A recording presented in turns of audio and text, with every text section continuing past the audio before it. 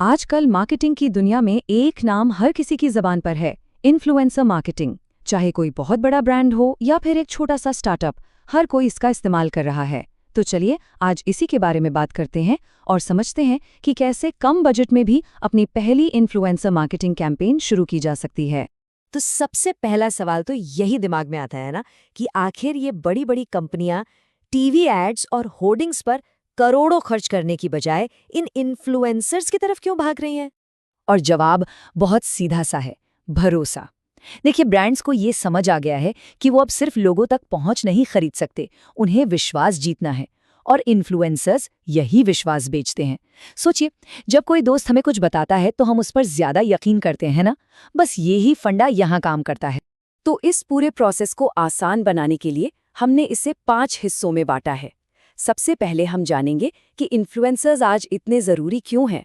फिर हम उनके अलग अलग प्रकारों को समझेंगे, उन्हें ढूंढने का तरीका सीखेंगे, असली और नकली में फ़र्क करना जानेंगे, और आखिर में ये देखेंगे कि उनके साथ डील कैसे की जाती है।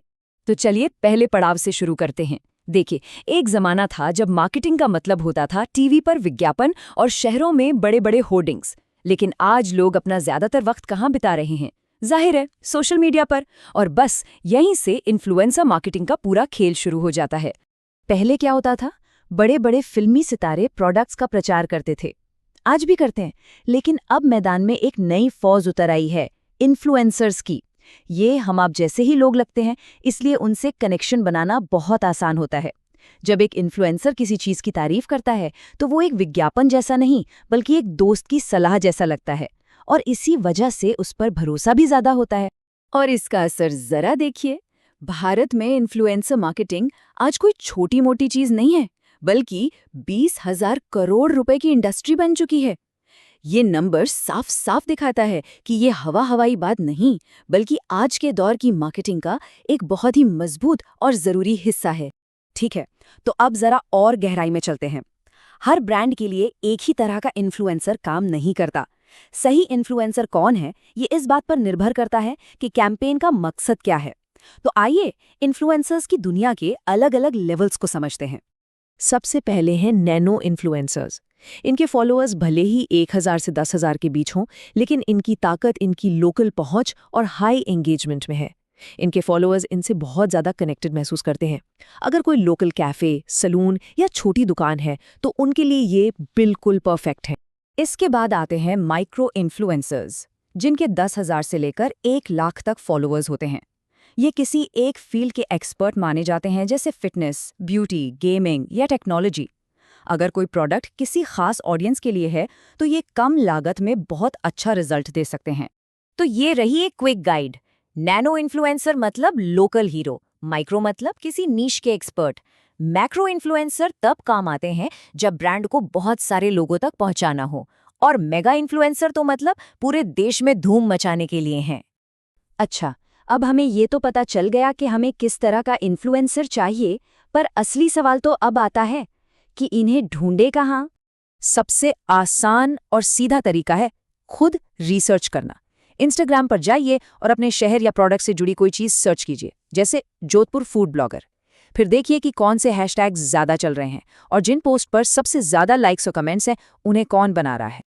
अब अगर इस काम को थोड़ा और स्मार्ट तरीके से करना है तो मार्केट में कई ऑनलाइन टूल्स भी मौजूद हैं, जैसे कोरस जैसे प्लेटफॉर्म्स पर मुफ्त में इन्फ्लुएंसर्स ढूंढे जा सकते हैं। और हाइप ऑडिटर जैसे टूल्स ये बताने में मदद करते हैं कि किसी इन्फ्लुएंसर के फॉलोअर्स असली हैं भी या नहीं। लेकिन रुकिए, यहाँ एक बहुत बड़ा पीज मतलब जाल है। सिर्फ फॉलोअर्स की संख्या देखकर किसी को चुन लेना बहुत बड़ी गलती साबित हो सकती है, क्योंकि कई बार ये फॉलोअर्स नकली भी हो सकते हैं। तो सवाल ये है कि असली और नकली में फर्क कैसे करें। और ये बात हमेशा याद रखने वाली है, फॉलोअर्स तो खरीदे जा सकते हैं, लेकिन असली कनेक्शन और सच्चा एंगेजमेंट नहीं। असली कहानी तो लाइक्स, कमेंट्स और शेयर्स से पता चलती है, और यही वो चीज़ है जो असल में सबसे ज़्यादा मायने रखती है। तो किसी इन्फ्लुएंसर की सच्चाई कैसे परखें? इसका एक सीक्रेट फॉर्मूला है, बहुत सिंपल है। उनकी पिछली कुछ पोस्ट के लाइक्स और कमेंट्स को जोड़ दीजिए, फिर उसे उनके टोटल फॉलोअर्स से डिवाइड कीजिए और 100 से मल्टीप्लाई कर दीजिए। बस इससे उनकी एंगेजमेंट रेट यानी जुड़ाव की दर सामने आ जाएगी। और ये चार्ट हमें बताता है कि एक अच्छी एंगेजमेंट रेट क्या मानी जाती है। जैसे नैनो इन्फ्लुएंसर्स के लिए 10% या उससे ज्यादा की दर को जबरदस्त माना जाता है।